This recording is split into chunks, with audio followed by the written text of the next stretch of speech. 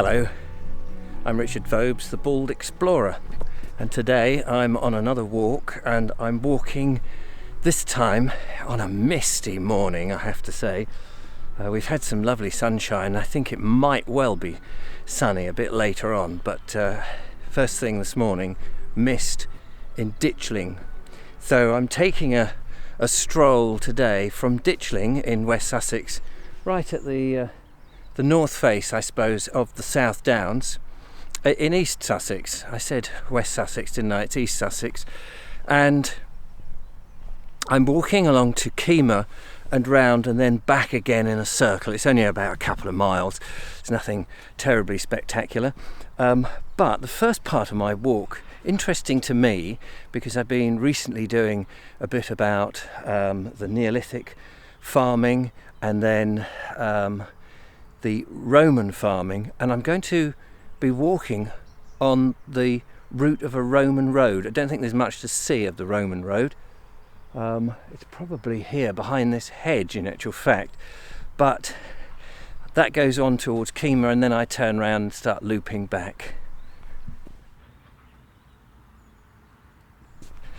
I think the perceived wisdom for a long time was that when the Romans came in, although they were administrators, of course, that their vineyards, not vineyards, their villas, and they had vineyards, but their villas and their farmsteads were spread out in the landscape, especially down here in Sussex.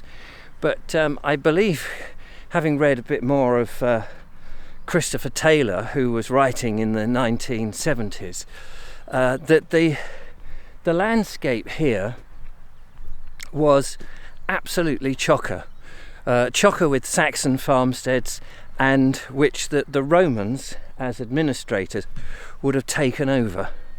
So I find that absolutely fascinating. So this is an old route. I mean, probably not a military road, so I don't know if you were able to excavate down here and find any proper road structures, but it would have been a road. It's marked on the OS map as a road, so it would have been a road that was used presumably from the settlement at Ditchling to Keymer. But all this farmland here, farmed in pretty much the same way that the Saxons were doing it, which was pretty much the same way as the Neolithics were doing it, in as much as that were small square fields. We've opened them up a bit now, but they would have been probably much smaller at the time.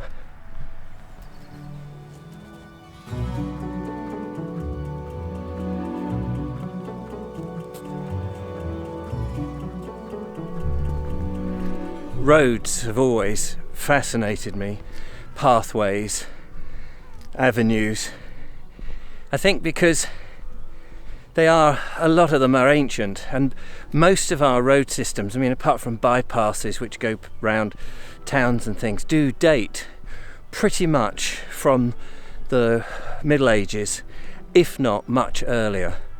And in fact, it's so difficult to date them. I was reading another book by Christopher Taylor, who talks about the roads in the British or in the English landscape, and he tries to demonstrate how difficult it is to date when a road was first used, when it was first constructed as such.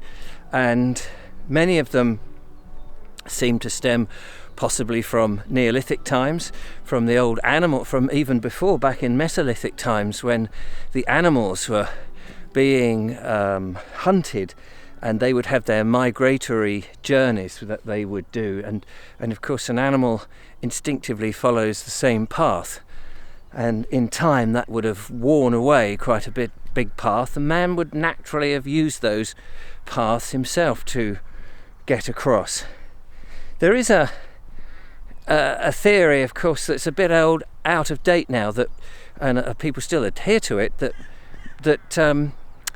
the Neolithic people only travelled on the tops of the downs or on the tops of ridges and things, because the weald, or the floor beneath, was covered in a wild wood, And that's not so. As the Neolithic times went on, they were clearing the woods. They needed farmsteads, they needed places to live. And so more and more, the landscape was actually being transformed by the Neolithic people well before the Romans came in, and farming and the landscape was there. And so to get to their fields and round their little farmsteads, they had tracks, which then became roads, which the Saxons used. The Romans may have improved some of them and used some of them, although on their military roads they were straight lines, of course. But some of the more ancient tracks remained as byways and were still used for local people. So I find all of that fantastic and just absolutely fascinating. It's so quiet now in this wonderful misty morning.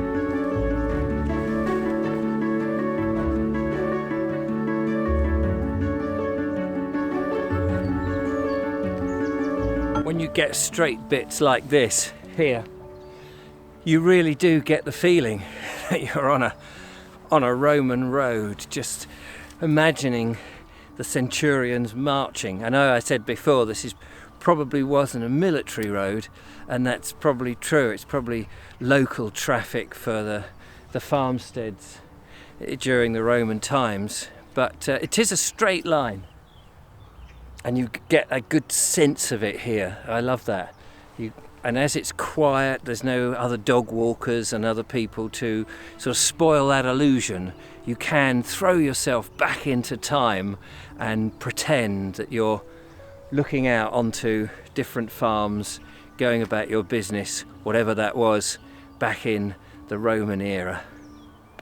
In Britain, I don't know, say 150 AD or something like that. Grand.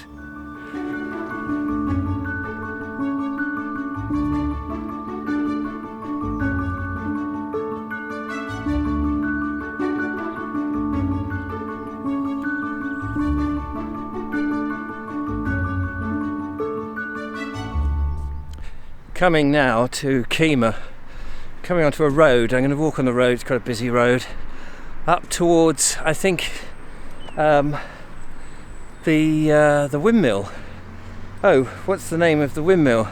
Old something mill. I'll put it on the screen. I've just temporarily forgotten it. And then we're coming to the thatched inn. I think it is the thatched inn, where when Oldland's mill. There, I got it. I didn't need to put it on the screen. I got it in the end. Oldland's mill. When Julia and I did an interview there and had a tour of the mill, we paused. Back in the day when you could go into pubs, went into this pub here and had a lovely meal actually, and then went back home.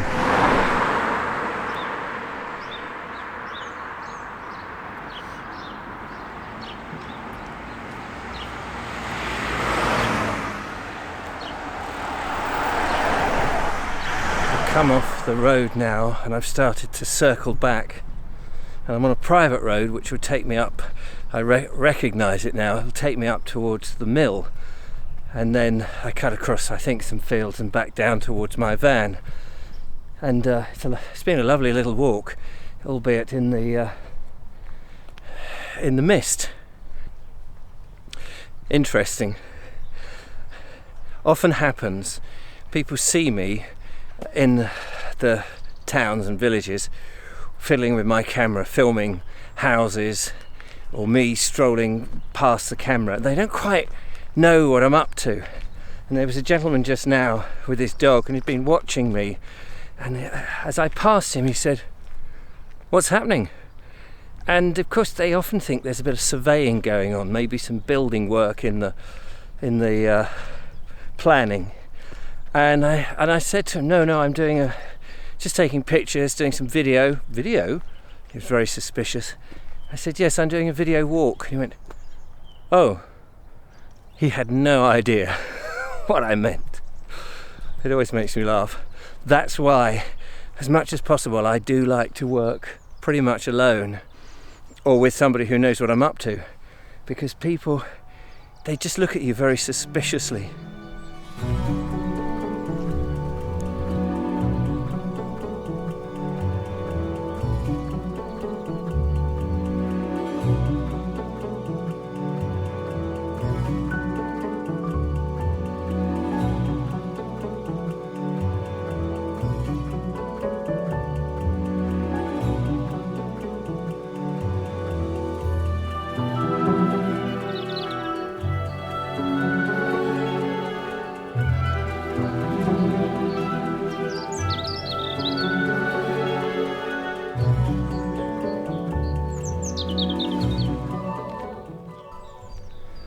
Well, I've arrived now at Oldland's mill, which is just over halfway on my journey, so I haven't got too far to go. But the mill, if I lower down there so it's in the background, it's just a splendid mill. I can't give you all the information about it, but I can send you to a video that I made about it last year, I think it was, or maybe the year before. It's so difficult to remember, the years are going so quickly. But I'll put a link to it. It's just an amazing mill here. And from here, you can't see it today, but you can see up onto the two windmills, the Jack and Jill windmills at Clayton on Clayton Hill, which is just over to my right. But you can't see anything because of the mist. And of course, looking down into the valley, you can see that. But I believe that this is an older mill, an older style, if memory serves, than the Jill mill. I'll also link to Jill because that's another fantastic mill, and they're both open, and they both have open days when the restrictions aren't here, that you can go and have a look at them. Absolutely wonderful, with its lovely sweeps, as we call them in Sussex, not sails. But anyway, I can't linger here. I have to crack on with my walk, but it's lovely just to have a little gander at it in the landscape.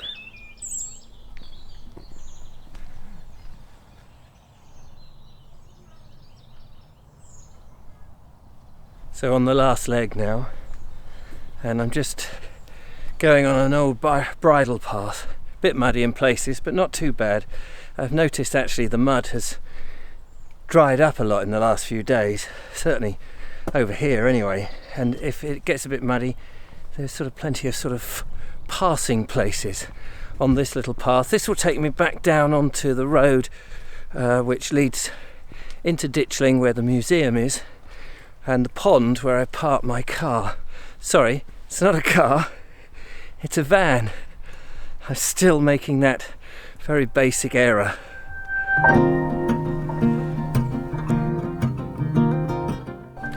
I'm walking up on the top of a ridge here, and you can see down where I've come, really, just down on that open vista which is behind me. And then this little path now will take me back onto the road and down to where my van is. So that's really it for my walk here. Just want to thank you very much for watching. I hope you've enjoyed it. It's been fascinating to walk this whole circle. And clearly I've noticed little paths going off more northwards. So I think I shall come back and investigate some more around this area. It looks like there's lots to see. But on this somewhat misty day, but actually once you get going, it's very nice. And I've noticed just here on the top of the ridge we have some gorse around me, little sprinkles of yellow. I love to see the gorse, or furze as it used to be called in the old days. I wonder if people still refer to it as that. Anyway, that's it from me. Thank you so much for watching. Don't forget to give me a thumbs up if you've enjoyed it. Leave a comment. Hello, Mr. Crow, crowing in the background. And I will see you on the next one. Take care. Thanks for watching. Don't forget to become a patron, all the usual. See you next time. Bye bye.